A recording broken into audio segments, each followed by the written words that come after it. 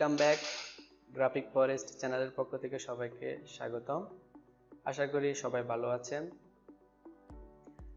Photoshop basic to advance class 2 এর আজকের আলোচনার মূল বিষয়বস্তু হলো ট্রান্সফর্ম।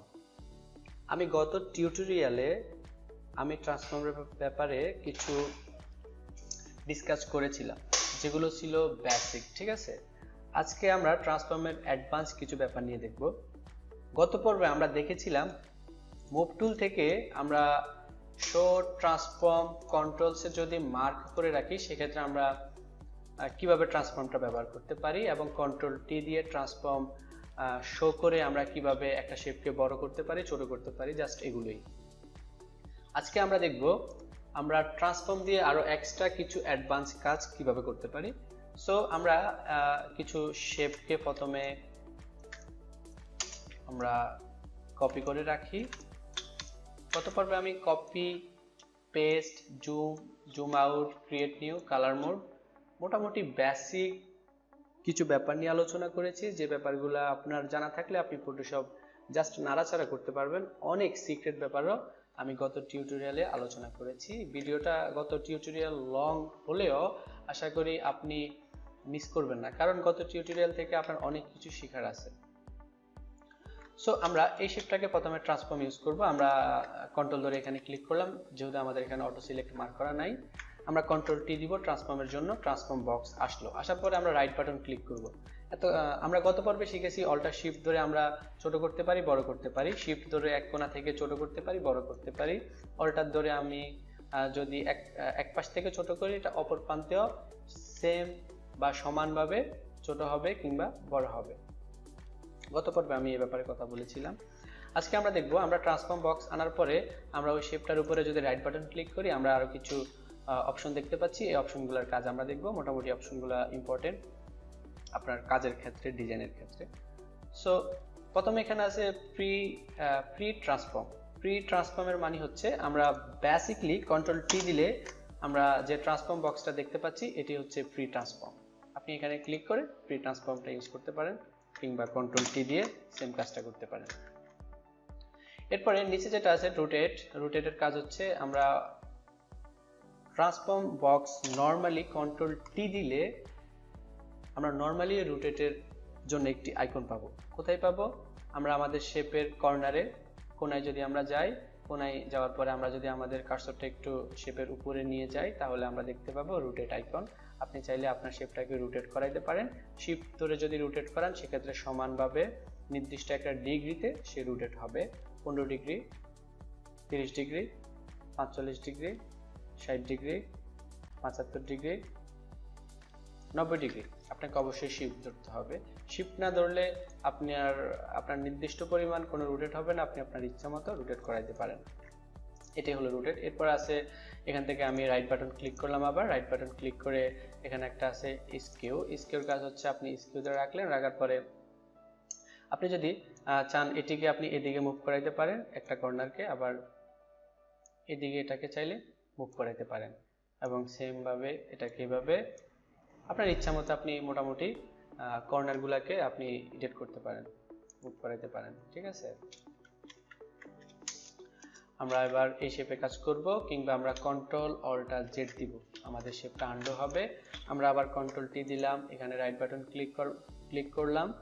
এবার আমরা ইউজ করব ডিস্টর্টের কাজটা খুবই গুরুত্বপূর্ণ। যদি আপনি আপনার ডিজাইনে ইউজ করেন, এটি আপনার জন্য গুরুত্বপূর্ণ একটি ব্যাপার হয়ে দাঁড়াতে পারে এবং আপনাকে অনেক হেল্প করতে পারে। সো ডিস্টর্ট ব্যাপারটা বোঝানোর জন্য আমি একটি উপায় অবলম্বন করব, যেটি থেকে আপনি খুব সহজেই ডিস্টর্ট ব্যাপারটি বুঝতে পারবেন।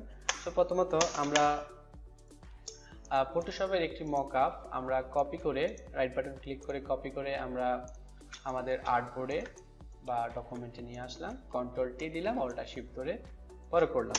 এখন আমরা চাচ্ছি আমাদের ফটোশপের ফ্রন্ট পার্টে এবং ব্যাক পার্টে আমরা অন্য দুইটি ইমেজ প্লেস করব। সেক্ষেত্রে আমি এখান থেকে একটা রেক্ট্যাঙ্গেল নিলাম, নিয়ে এভাবে বসানোর চেষ্টা করতেছি, বাট বসাইতে পারতেছি না।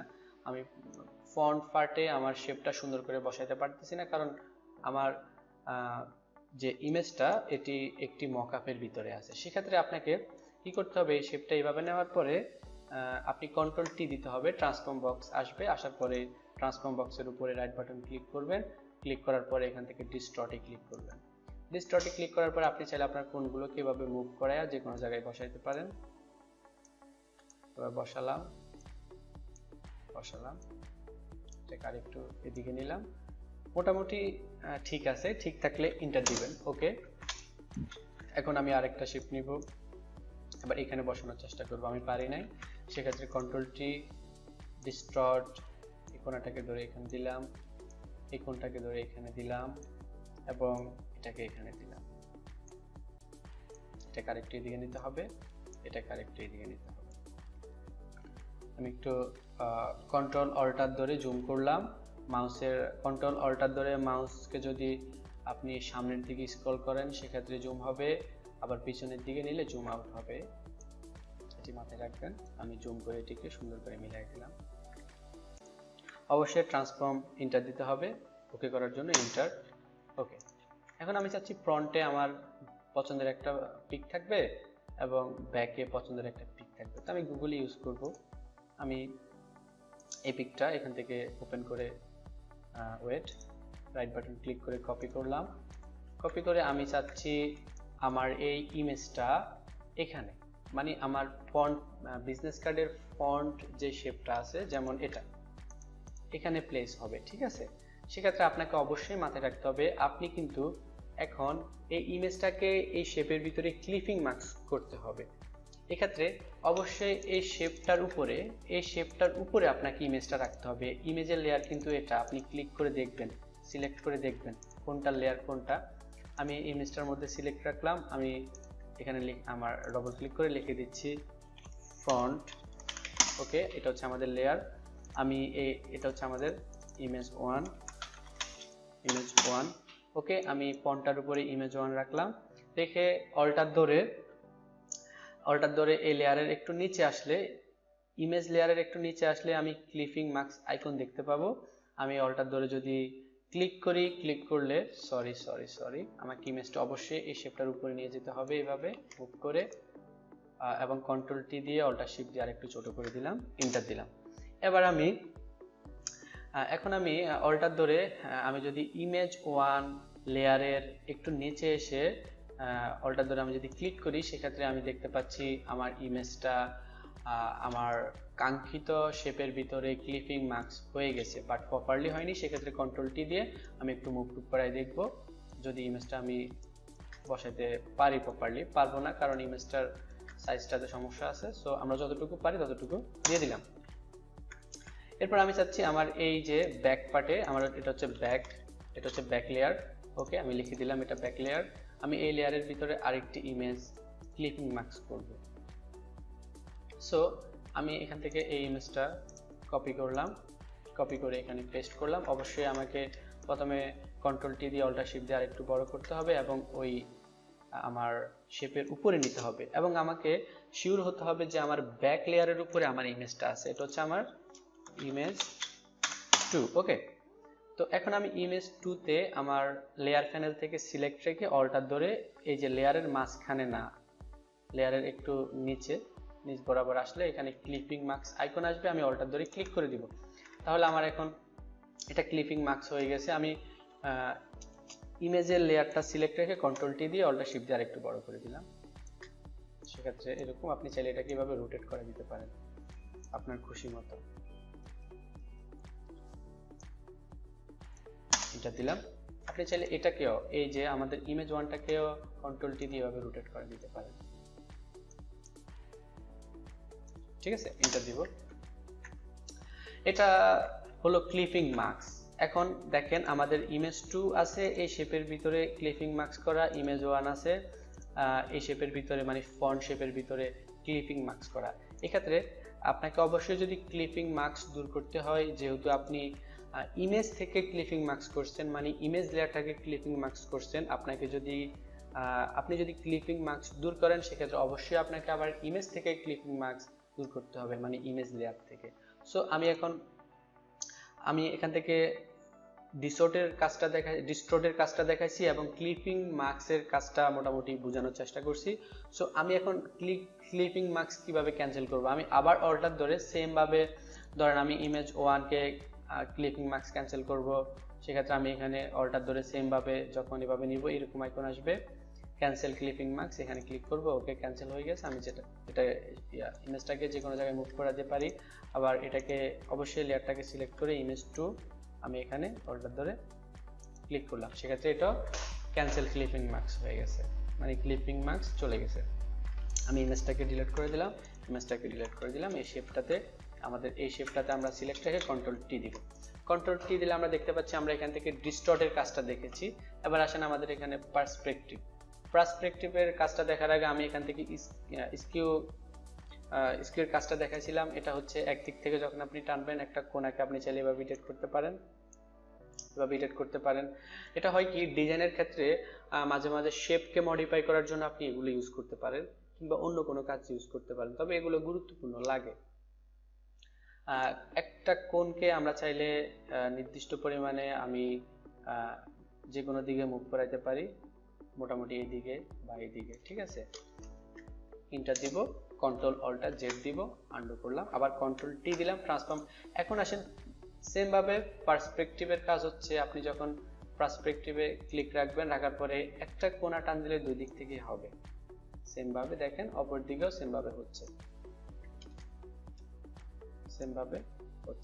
আপনাকে আরেকটা ব্যাপার মাথায় রাখতে হবে, ট্রান্সফর্মের ভিতরে আপনার কন্ট্রোল অল্টার জেড কাজ করবে না। আন্ডুর জন্য অবশ্যই আপনাকে কন্ট্রোল জেড জাস্ট ইউজ করতে হবে।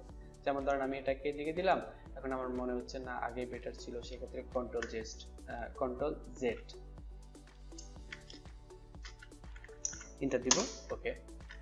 এখন এটা সিলেক্ট করে এখান থেকে আমি আবার কন্ট্রোল টি দিলাম, কন্ট্রোল টি দেওয়ার পরে এরপর আমার এখানে একটা অপশন আছে ওয়ার্পটা হচ্ছে আমি যদি ওয়ার্পে ক্লিক রাখি, ক্লিক রাখার পরে আমার শেপের ভিতরে কিছু লোকেশন তৈরি হয়ে গেছে এবং অনেকগুলো পয়েন্ট তৈরি হয়ে গেছে। এর মানে হলো আমি যখন এখান থেকে ওয়ার্প দিব, ওয়ার্প দেওয়ার পরে আমার এই শেপের মধ্যে এই পয়েন্টগুলো আসবে এবং আমি আমার এই পয়েন্টগুলো ধরে শেপটাকে নির্দিষ্ট পরিমাণে এডিট করতে পারি। যেমন ধরেন আপনি যদি এই পয়েন্টটাকে ধরে এটাকে এইদিকে এডিট করেন, এটাকে এইদিকে এডিট করেন, এই পয়েন্টটা ধরে যদি এটাকে এইদিকে এডিট করেন, সবই করা যাবে। আবার যদি চান এটাকে এই পয়েন্টটাকে ধরে এইদিকে এডিট করবেন, এটাকে এইদিকে এবং মাঝখানেগুলোকে ধরে চাইলে এই পরিমাণে এডিট করা যাবে।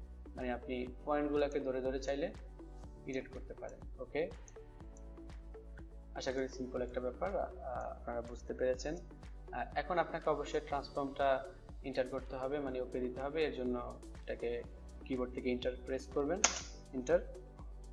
এখন আসেন এই শেপটাতে আমরা কাজ করব। এই শেপটা আগে সিলেক্ট করতে হবে, আমরা যেহেতু এখানে অটো সিলেক্ট নাই, কন্ট্রোল ধরে সিলেক্ট করলাম, কন্ট্রোল টি দিলাম, ট্রান্সফর্ম বক্স আসলো, রাইট বাটন ক্লিক করলাম, শেপের উপরে রেখে আমি মাউস থেকে রাইট বাটন ক্লিক করলাম। এরপরে আছে রোটেট 180 ডিগ্রি, রোটেট 90 ডিগ্রি এবং রোটেট 90 ডিগ্রি কাউন্টার। এর মানে হলো আমি এগুলো যদি একটু একটা ইমেজ দিয়ে আপনাদেরকে বোঝানোর ট্রাই করি, সেক্ষেত্রে আশা করি বুঝতে সুবিধা হবে। আমি এই ইমেজটা কপি করলাম, কপি করে ফটোশপে গেলাম, ফটোশপে যাওয়ার পরে এখানে কন্ট্রোল বি দিলাম, কন্ট্রোল টি দিলাম, অল্টার শিফট ধরে বড় করলাম। এখন আপনি যদি এখানে কন্ট্রোল টি দিয়ে আবার রাইট বাটন ক্লিক করেন ট্রান্সফর্মের উপরে, সেক্ষেত্রে প্রথমে আছে রোটেট 180 ডিগ্রি, সেক্ষেত্রে আপনার ইমেজটা 180 ডিগ্রিতে রোটেট হবে। কন্ট্রোল জেড দিলাম, এরপরে আছে রোটেট 90 ডিগ্রি, আপনার ইমেজটা 90 ডিগ্রিতে রোটেট হবে। এরপরে আছে রোটেট 90 ডিগ্রি কাউন্টার, আপনার ইমেজটা 90 ডিগ্রি কাউন্টার রোটেট হবে। কন্ট্রোল জেড দিলাম, এরপরে আছে ফ্লিপ হরিজন্টাল, এর মানে হলো হরিজন্টালি এটা রোটেট হবে। দেখেন এটা ছিল রাইট সাইডে, যখন আমি ফ্লিপ হরিজন্টাল দিয়েছি এটি লেফট সাইডে আমার ইমেজটা রোটেট হয়েছে। এরপরে আমি এখান থেকে যদি ভার্টিক্যাল দিই তাহলে আপনার মাথাটা মানে উপর আপ চলে আসবে, ডাউনে ডাউন চলে যাবে আপে, সেক্ষেত্রে ফ্লিপ ভার্টিক্যাল দিলে আমার ইমেজটা এভাবে রোটেট হচ্ছে। ডিজাইনের ক্ষেত্রে ট্রান্সফর্মটা খুবই গুরুত্বপূর্ণ। সো আজকের ব্যাপারগুলো খুবই গুরুত্বপূর্ণ ছিল, আশা করি আপনারা সহজে বুঝতে পেরেছেন। তারপরে যদি কোনো প্রবলেম থাকে আপনাদের ব্যক্তিগত মতামত আমাকে জানাবেন, আর অবশ্যই পরবর্তী টিউটোরিয়ালের জন্য অপেক্ষা করবেন। এবং চ্যানেলটাকে সাবস্ক্রাইব করবেন, চাইলে কমেন্টস করবেন এবং লাইক শেয়ার করে আমাকে উৎসাহ দিবেন। পরবর্তী টিউটোরিয়াল পর্যন্ত ভালো থাকবেন, সুস্থ থাকবেন। আল্লাহ হাফেজ।